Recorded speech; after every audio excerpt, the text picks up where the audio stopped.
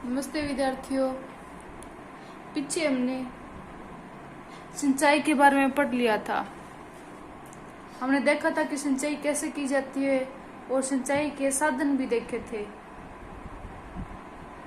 जिसमें सिंचाई के दो प्रकार के साधन देखे थे। एक तो पारंपरिक साधन था और दूसरा था आधुनिक साधन, जिसमें आधुनिक विधियां थी, जिसमें दो प्रकार की विधियां, छिड़काव तंत्र और ड्रिप तंत्र, इन दोनों के द्वारा सिंचाई को हमने देखा था। अब आगे है हमारे फसलों की सुरक्षा करना, यानी फसलों की सुरक्षा कैसे की जाती है। तो फसल के टाइम अनेक प्रकार का नुकसान होता है, उससे फसल की सुरक्षा कैसे की जाती है। जैसे कई बार प्राकृतिक प्रकोप है, कीट लग जाते हैं, जानवरों से भी रक्षा की जाती है, खरपतवार इत्यादि, इन सब से फसलों की सुरक्षा कैसे की जाती है, इस बारे में हमें देखना है।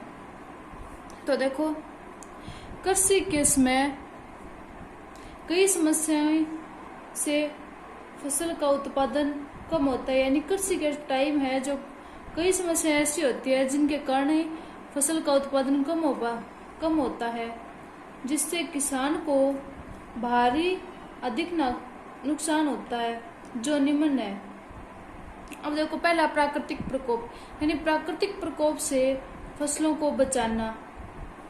प्राकृतिक प्रकोप जैसे बाढ़, सूखा, सर्दी, आग, यानी प्राकृतिक प्रकोप प्रकृति से जो आने वाली जो आपदा, जैसे बाढ़ है, सूखा है, सर्दी है, आग है, इन सब से फसलों को कैसे बचाया जाता है। ये दूसरा है कीट या फफूंदी, जीवाणुओं व वायरस द्वारा होने वाले रोग। अब कई प्रकार के कीट लग जाते हैं फसलों के, उनसे फसलों को कैसे बचाया जाता है। जैसे देखो, कीट लगने पर पत्तियों का कटना, तनों का सूखना, फल का खराब होना आदि देखा जाता है। इन सब से फसलों को बचाना। तीसरा है जानवरों से होने वाले फसलों के नुकसान को बचाना। अब कई प्रकार के जानवर होते हैं, उनसे भी फसलों को नुकसान होता है। जानवर है जो खेती खा जाते हैं, उनसे फसलों को बचाना। और आगे खरपतवार से फसल को बचाना। और आगे खरपतवार यानी पौधों के साथ जो उगने वाले जो छोटे मोटे जो उनके साथ जो घास है, उनसे कैसे बचाया जाता है फसलों को। अब आगे देखना है हमें।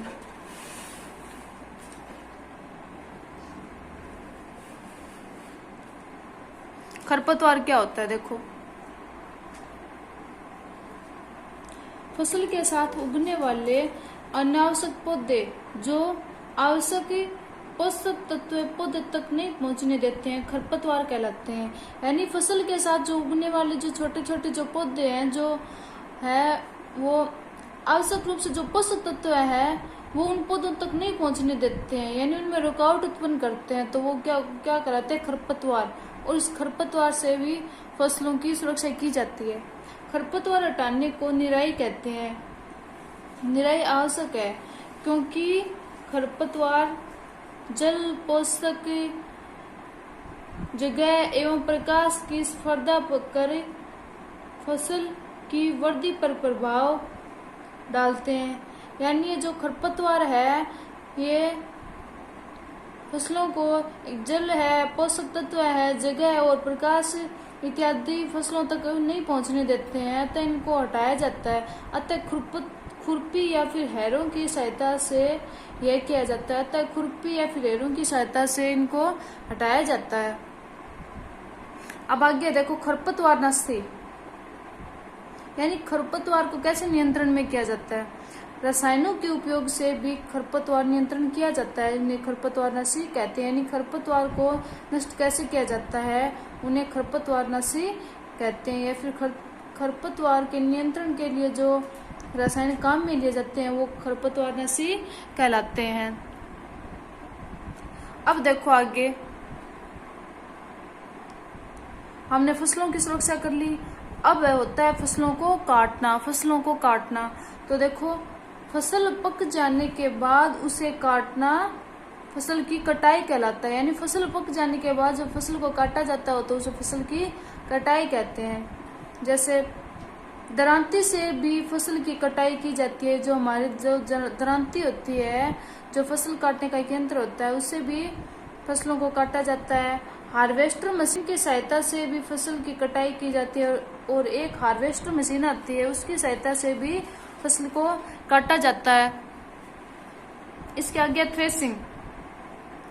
तो काटी गई फसल से बीजों या फिर दानों को भूसे से अलग करना वो थ्रेसिंग कहते हैं। यानी जो काटी गई जो फसल है उनके साथ जो बीज और दानों के साथ जो भूसे हैं उनको अलग करना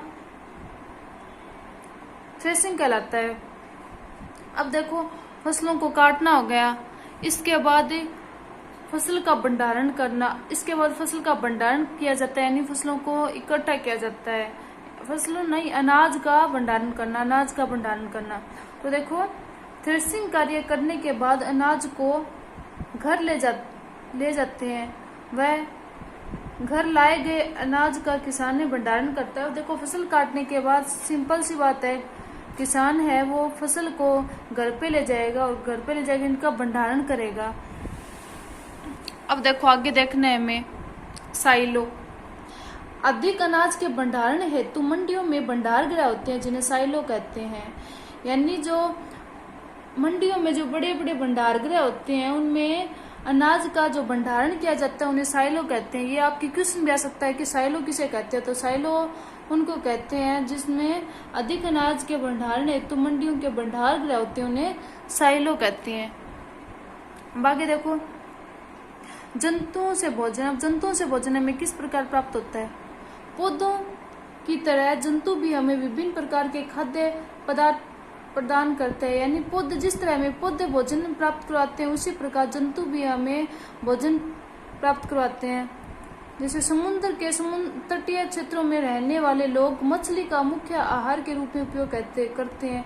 जैसे जो समुद्र के जो तटीय इलाके होते हैं वहां पर जो रहने वाले लोग हैं वो मुख्य रूप से मछली को खाते हैं। इस प्रकार हम जानते हैं कि जंतुओं से भी भोजन हमें प्राप्त होता है।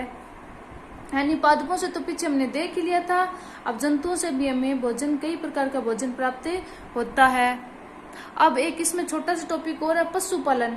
पशुपालन देखो घरों में अथवा फार्म पर पालने वाले पालतू पशुओं को उचित भोजन, आवास एवं देखभाल की आवश्यकता होती है। जब यह बड़े पैमाने पर किया जाता है तो इसे पशुपालन कहते हैं। यानी घरों में या फिर फार्म पर पाले जाने वाले जो पालतू पशु, यानी जब पालतू पशुओं को पाला जाता है तो उसके भोजन, आवास और देखभाल की आवश्यकता भी होती है। जब यह उचित यानी बड़े पैमाने पर इनको पाला जाता है, बड़े पैमाने पर यह किया जाता है, उसे पशुपालन कहते हैं। ये दो छोटे छोटे टॉपिक थे और पीछे हमने पादपों से पोषण भी देख लिया था और यहाँ छोटा सा टॉपिक था जंतुओं से भोजन। ये हमारा पार्ट पूरा हो चुका है। इसके बाद हम अगला पार्ट देखेंगे। अगले पार्ट तक आप इस पार्ट को तैयार कीजिए और इसके जो आने वाले जो क्वेश्चन है वो भी इन्हीं में से ही है। धन्यवाद।